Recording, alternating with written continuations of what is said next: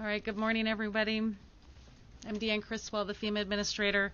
And just really quickly, this is the National Response Coordination Center where we have 22 federal interagency partners that have been gathered here since earlier in the week to support the planning efforts and preparedness efforts for Louisiana and Mississippi, as well as any other states that might be impacted by Hurricane Ida. As you know, it did make landfall as a very strong Category 4 hurricane here just a few hours ago, and we are expecting catastrophic impacts from this. I have spoken to both the mayor of New Orleans as well as the governor of Louisiana just a few hours ago, and we have teams embedded with them so we can respond quickly as soon as we know what the impacts are. We should start to see some of those impacts tonight, but we won't have the real picture until tomorrow, and then we can start moving additional resources in. With that, I'll give it to the president. Thank you. Well, folks, you've got your hands full, but you've done an incredible job so far in prep for this. Jill and I are just getting back from Dover Air Force Base up in my home state, where we met with the families of 13 fallen heroes in Afghanistan who lost their lives in the service of our country. And while we're praying for the best in Louisiana, let's keep them in our prayers as well. I've just been briefed by the FEMA leadership, and we have real leadership, on Hurricane Ida and the preparations for rescue and response. And the storm has made, as you know better than anyone, but I'm speaking to the public at large here, the storm made landfall a few hours ago, and it continues to rage and ravage everything it comes in contact with. And the storm is a life-threatening storm.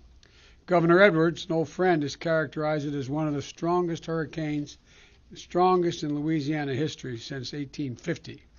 And its devastation is likely to be immense. We shouldn't kid ourselves. And so the most important thing I can say right now is that everyone should listen to the instructions from local and state officials, just how dangerous this is, and take it seriously. It's not just the coast. It's not just New Orleans. It's north as well. The rainfall is expected to be exceedingly high. And to the people of the Gulf Coast, I want you to know that we're praying for the best and planning prepared for the worst. As soon as the storm passes, we're going to put the country's full might behind the rescue and recovery.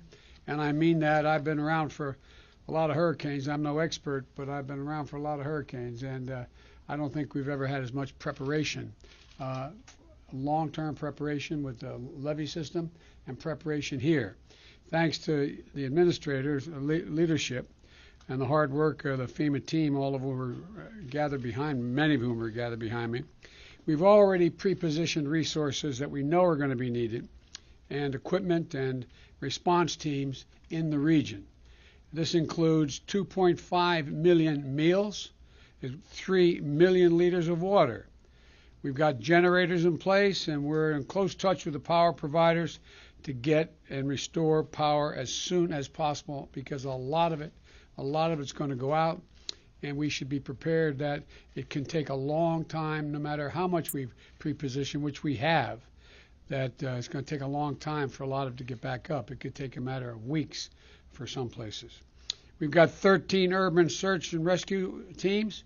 For those of you who aren't familiar with that, these teams make up about 70 people and experts, each of these teams, and they can do real serious recovery work. More than 100 ambulances and emergency medical teams have been activated, and we're working with the Red Cross and local partners to open dozens and dozens of shelters with cots and blankets and meals to support those we need to evacuate. That'll happen mostly in the northern part of the state and maybe in parts of Mississippi. And I've already signed an emergency declaration for both Louisiana as well as Mississippi. And I want to make sure that we're ready to surge all the response capability that we have to deal with whatever comes next. And a lot's going to be coming. I've been in touch with the governors of Alabama, Mississippi, and Louisiana. And my team at the White House has been in touch with other state, local, and federal officials in the region. And they know there'll be the full resources and support of the federal government. So I want to emphasize again, this is going to be a devastating hurricane, a life-threatening storm. So please, all you folks in Mississippi and in Louisiana, Mississippi, and God knows maybe even further east, take precautions. Listen, take it seriously, really very seriously. And, the whole of government effort is ready to get to work. I can't think of any time where the federal, state, and local folks have worked together more closely and in advance of an obvious, significant natural disaster. And folks, we're going to be here. We're going to be here to help the Gulf region get back on its feet as quickly as possible, as long as it takes. As long as it takes. So thank you, and may God protect those in the path of the storm, and God willing, we'll get through this sooner than later. But don't kid yourself. This is going to take a lot of resources, a little bit of luck, and as my grandfather would say, the grace of God and the goodwill of the neighbors. And by the way, look out for your neighbors. If you're in the region, look out for your neighbors. So thank you very much, and thank you, Commissioner. I really think it all works. I'm not supposed to take any questions, but go ahead. Mr. President, on Afghanistan, I'm not going to answer Afghanistan now. can you give facilities Okay. like Air Force, sir?